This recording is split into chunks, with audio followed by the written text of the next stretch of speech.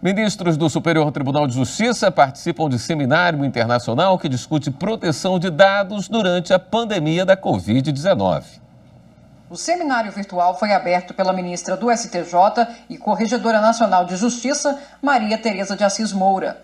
Organizado pela Escola Nacional de Formação e Aperfeiçoamento de Magistrados, por meio do Fórum de Democracia Europa-Brasil, o evento contou com representantes de diversos países como Alemanha, México, Colômbia, Chile, que apresentaram a situação da proteção de dados pessoais durante a pandemia da Covid-19.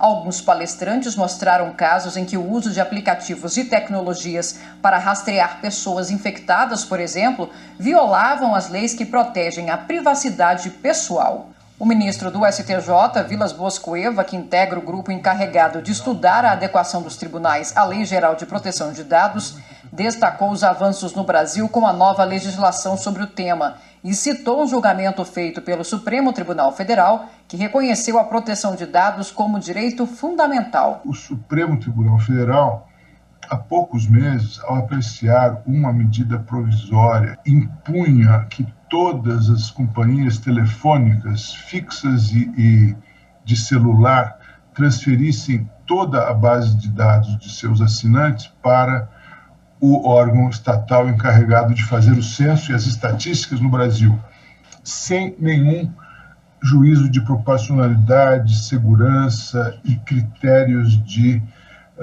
ciclo de vida daqueles dados e uma definição da finalidade para o qual esses dados estariam sendo coletados. O Supremo, então, numa virada inédita, reconheceu que não poderia ser editada essa medida provisória do modo como foi, porque deveria haver observância do princípio da finalidade, da proporcionalidade, da guarda e da segurança dos dados, tendo em vista que já havia uma Lei Geral de Proteção de Dados, ainda que ela estivesse em vacância. O ministro apontou ainda as dificuldades de adaptação do Poder Judiciário a esta nova lei. O desafio é garantir a publicidade desses dados, garantir a mineração desses dados, o desenvolvimento da inteligência artificial sem bloqueios, mas, ao mesmo tempo, garantir a adequada proteção dos dados dos titulares, não apenas das partes do processo, mas dos terceiros que são mencionados no processo. A professora Laura Schertel Mendes, do Instituto Brasileiro de Ensino, Desenvolvimento e Pesquisa,